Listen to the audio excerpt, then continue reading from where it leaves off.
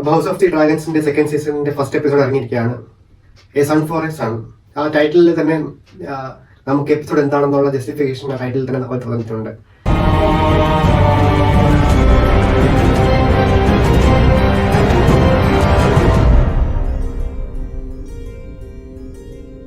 ഈ ബീജം കേൾക്കുമ്പോഴേ നമുക്കൊരു റൊമാൻറ്റിഫിക്കേഷൻ ആണ്. അപ്പൊ നമുക്ക് ടൈറ്റിൽ ട്രാക്ക് തുടങ്ങുമ്പോഴേ ആ ഒരു ഫീൽ നമുക്ക് കിട്ടുന്നുണ്ട്. ഗെയിം ഓഫ് ത്രോൺസിലും house of the dragon first സീസണിൽ ഉണ്ടായിരുന്ന ആ ടൈറ്റിൽ ട്രാക്കിന്റെ ബീജം കേൾക്കുമ്പോൾ നമുക്ക് എന്നും തോന്നുന്നു ആ ഒരു സംഭവം ഇപ്പോഴും നമുക്ക് ആ ഒരു ഗൂസ് ബംസ് തരുന്നുണ്ട്.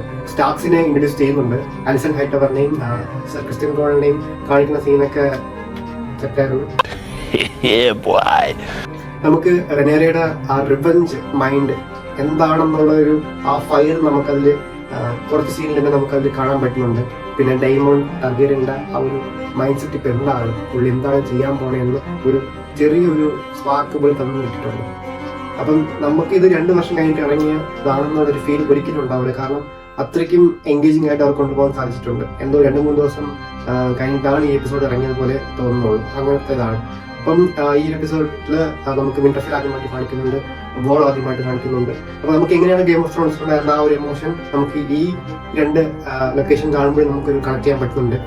ഡ്രാഗൺസിന് വലുതായിട്ട് കാണിച്ചിട്ടില്ലെങ്കിലും ചെറിയ ഗെയിംസ് ആയിട്ട് എനിക്ക് 3 ഡ്രാഗൺസിനൊക്കെ കാണിച്ചിട്ടുണ്ട്. അതാണ് ഈ സീസണിൽ ചെയ്യാൻ പോടാന്നുള്ള ചെറിയ ഒരു ഹിന്റ് അവിടെയും ഇവിടെയും ഇങ്ങോട്ടായിട്ട് തന്നു കൊടുത്തിട്ടുണ്ട്.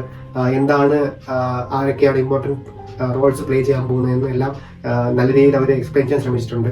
ആൻഡ് എനിക്ക് വിഷ്വലി നല്ല രീതിയിൽ കറക്റ്റ് ആയിട്ടുണ്ട്. നമ്മൾ ഗെയിം ഓഫ് ത്രോൺസിലും ഹൗസ് ഓഫ് ഡ്രാഗൺ ഫസ്റ്റ് സീസണിൽ കണ്ടതുപോലെ തന്നെ ഭയങ്കര ബ്യൂട്ടിഫുൾ ആയിട്ടുള്ള വിഷ്വൽസ് ആയിട്ട് ഇതിലുണ്ട്.